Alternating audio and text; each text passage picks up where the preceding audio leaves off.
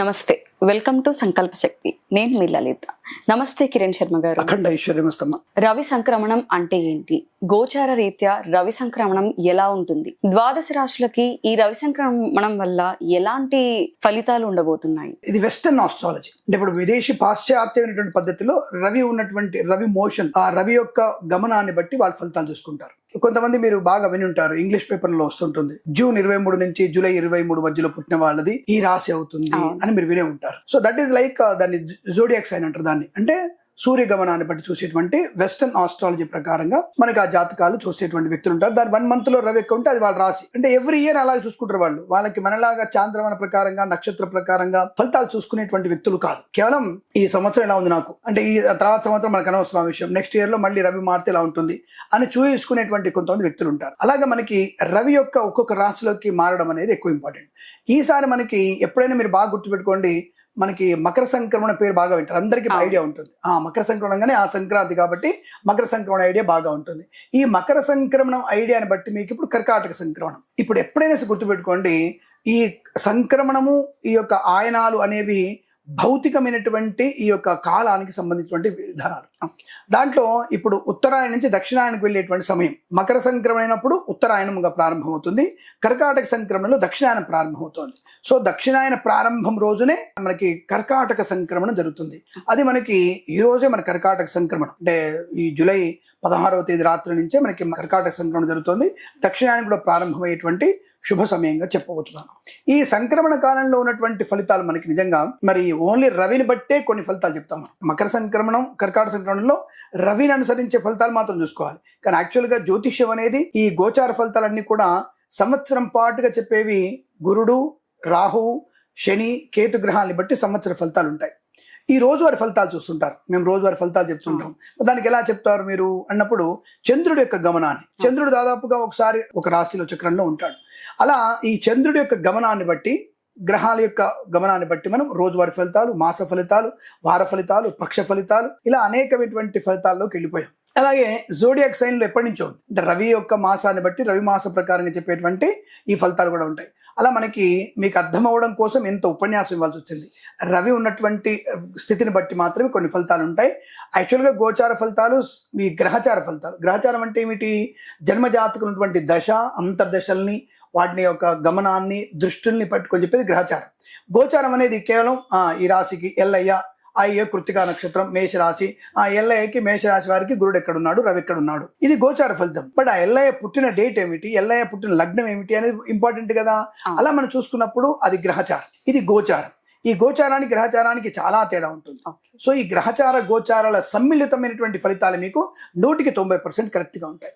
ఒక ఆయన వచ్చేసి కంకణాలు పెట్టుకొని, రుద్రాక్షలు పెట్టుకొని, ఉంగరాలు పెట్టుకొని, బొంగరాలు పెట్టుకొని, నామాలు పెట్టి, ఆ నామాలు పెట్టి నేను చెప్పింది 100% అనేది అబద్ధం. 100% చెప్పేవాడు ఎవరు, ఈ జాతకం చెప్పేవాళ్ళు ఎవరు లేరు. ఇది ఫస్ట్ మరి ప్రేక్షకులు గుర్తు పెట్టుకోవాలి దాన్ని. కాబట్టి 190% వరకు మాత్రమే ఫలితాలు చెప్పే అవకాశం ఉంటుంది అన్న విషయాన్ని గమనిస్తూ, ఇప్పుడు మనం అసలైనటువంటి అమ్మాయి అడిగిన ప్రశ్నకి సమాధానం, ఈ కర్కాటక సంక్రమణ రవి ఫలితాలు ఎలా ఉంటున్నాయో తెలుసుకునే ప్రయత్నం చేద్దాం. అన్నిటికీ ఉమ్మడిగా నేను చెప్పే ప్రయత్నం చేస్తాను తప్ప ఒక్కొక్క రాశికి నిర్దిష్టంగా ఇంత నిడివిగా మనం చెప్పడానికి అవకాశం ఉండదు. ఆయా రాశులను బట్టి రవి నుంచి గ్రహాల స్థానము, ఇతర రాశుల నుంచి రవి స్థానాన్ని లెక్క పెడతాం. అంటే సపోజ్ మేష రాశి వారికి మేషం, వృషభం, మిథునం, కర్కాటకం, అంటే చతుర్థ స్థానంలో రవి ఉన్నాడు, ఎలాంటి ఫలితాలు ఇస్తాడు? వృషభ రాశి వారికి 3వ ఇంట ఉన్నాడు, ఎలాంటి ఫలితాలు ఇస్తాడు అన్న విషయాన్ని గమనించే ప్రయత్నాన్ని మనం చేసేటువంటి ప్రయత్నం చేద్దాం. దాంట్లో ఇది చాలా బాగుండగానే అత్యుత్సాహపడక్కర్లేదు, జన్మజాతకం చూపించుకోవాల్సిందే. బాగలేకపోగానే నీరసపడాల్సిన అవసరం లేదు, నిరుత్సాహం అక్కర్లేదు, అత్యుత్సాహం అక్కర్లేదు. ఇవి మీ ఉన్నతికి, మీ అభ్యుదయమైనటువంటి భావాలకి పనికి వచ్చేటువంటి సూచనగా తీసుకోండి. బాగాలేదన్నప్పుడు తగిన పరిహారాలు చెప్తాం కదా, పరిహారాన్ని ఫాలో అవుతూ తప్పకుండా మీరు మంచి ప్రయోజనాన్ని పొందుకునేటువంటి ప్రయత్నం చేస్తారని మా యొక్క ఈ టీవీ మాధ్యమం ద్వారా మీ అందరికి చెప్పే ప్రయత్నం చేస్తున్నాం. ముందుగా మనకి ఇప్పుడు కర్కాటక సంక్రమణ ప్రయోజనం. ముందుగా మనం ఫస్ట్ చూడాల్సింది కర్కాటక రాశి వారికి. కర్కాటక ఉన్నాడుగా రవి, మరి కర్కాటక రవి వెళ్తున్నప్పుడు ఎలా ఉంటుంది ఫలితం ఆయనకి అన్నప్పుడు, కర్కాటకంలో రవి మిత్రక్షేత్రం కాబట్టి మంచి ఆత్మస్థైర్యం, ధనయోగం కూడా ఉంటుంది. అలాగే మరి సింహరాశి అయినటువంటి అధిపతి రవి మరి కర్కాటకంలో 12వ స్థానం అవుతుంది కదా. ఇక్కడ 12వ స్థానమైన తన మిత్రక్షేత్ర కర్కాటకం కాబట్టి అత్యంతమైనటువంటి ధనయోగాన్ని, ఐశ్వర్యాన్ని, గృహలాభాన్ని, బంధులాభాన్ని, మిత్ర సౌఖ్యాన్ని, రుణ విమోచనాన్ని, రోగనాశనాన్ని కలిగించే అవకాశాలు బలంగా ఉంటాయి. బట్ ఇక్కడ మైనస్ ఏంటంటే అతివేగము, మద్యపాన సేవనము, తొందరపాటుతనము, డిపెండెన్సీ కూడా ఇస్తాడు. వాటికి దూరంగా ఉండే ప్రయత్నాలు తప్పకుండా చేయాలి. కాబట్టి మద్యపాన సేవన చేసి వాహనం నడిపే ప్రమాదం ఉంటుంది కాబట్టి జాగ్రత్త. అంటే మద్యపాన సేవన చేయకుండా వాహనం వేగంగా నడపొచ్చా అంటే మద్యపానం చేయనప్పుడు మస్తిష్కం బాగా పనిచేస్తుంది, తరమన భేదాలు తెలుస్తాయి కాబట్టి జాగ్రత్తగా ఉంటారని అర్థం. కాబట్టి బాలేనప్పుడు కొంత జాగ్రత్తగా ఉంటూ పెద్దలు పిల్లలు చేస్తున్నటువంటి విషయాల్ని గమనించుకునే ప్రయత్నం చేస్తే అద్భుతమైనటువంటి యోగాన్ని పొందుకుంటారనే విషయాన్ని గమనించండి. ఇక మనకి రెండవది సింహరాశికి, అంటే కర్కాటక నుంచి సింహరాశి వారికి ఎలా అంటే ఈ రాశ్యాధిపతి అయినటువంటి ఏ రాశికి, సింహరాశికి అధిపతి రవి కర్కాటక సంక్రమణంలో తప్పకుండా వీరికి అనుకూల శుభయోగాన్ని ఇస్తాడు. కానీ విపరీతమైన ఖర్చును పెడతాడు. ఖర్చు కూడా బాగా పెడతాడు. ఆదాయం బాగా ఉంటుంది, ఖర్చు కూడా బాగా ఉంటుంది.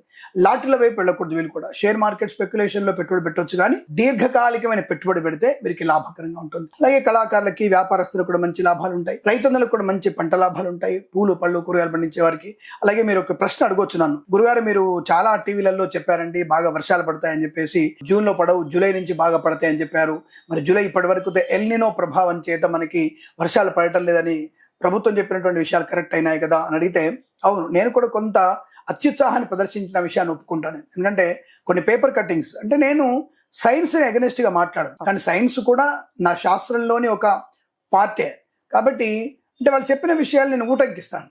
నేను చెప్పిన విషయాల్లో ఈ 12 సంవత్సరాల్లో this is the first time I failure in my analysis in for rain. అంటే వర్షాలు తేడాగా పడుతున్న విషయాన్ని ఫస్ట్ టైం నేను ఫెయిల్ అయినట్టు నేను బాధపడుతూ రైతులకు క్షమాపణ అడుగుతాను. ఎందుకంటే నేను ఓడిపోయినప్పుడు భయపడాల్సిన అవసరం నాకు లేదు. I'm very clear and open heart.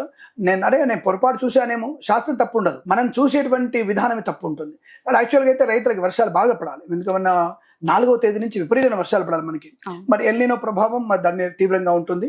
దానికి మనం నేనేదో నా తప్పునే సర్దిద్దుకునే కాకుండా పర్యావరణాన్ని మనం నాశనం చేసుకున్నాం. ప్లాస్టిక్ వినియోగం కానీ, మద్యపానం కానివ్వండి, చెట్లను నరకడం కానివ్వండి, పశువుల వధ కానివ్వండి, ఇవన్నీ మనం చేస్తున్నటువంటి పాపకర్మాలు. తప్పకుండా కుంటలన్నీ కబ్జా కబ్జా కబ్జా కబ్జా.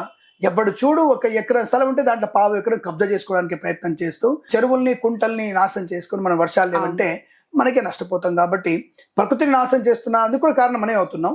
అది కొంత నేను గమనించలేకపోవడం వల్ల నేను వర్షాలు బాగా పడతాయని చెప్పారు. బట్ ఇప్పటికీ కూడా స్టాండ్ బై, జలాశయాలు నిండుతాయని నమ్మకం ఉంది నాకు. ఎందుకు మన నా మస్తిష్కం, నేను చేస్తున్నటువంటి పూజ ఫలితము, నా భగవంతుడు నాకు చెప్తున్నటువంటి విషయం వర్షాలు బాగా పడతాయని చెప్తున్నాను. అంటే అప్రస్తుతమైన విషయం రైతులకి చేరాలి కాబట్టి చెప్తున్నాను నేను.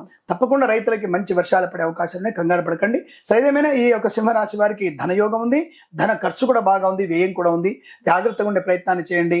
పెద్దవారితో మంచి మాటలు మాట్లాడడం వల్ల ఆస్తి పంపకాలు, ఇతర విషయాలు లాభాలు కూడా పొందుకునే అవకాశం బలంగా ఉంది. రవికి మిత్రక్షేత్రం కర్కాటం కాబట్టి సింహరాశి వారికి కూడా అనుకూలంగా ఫలితాలే కనబడుతున్నాయని చెప్పవచ్చు. శుభమస్తు. ధన్యవాదాలు గురు. నమస్కారం.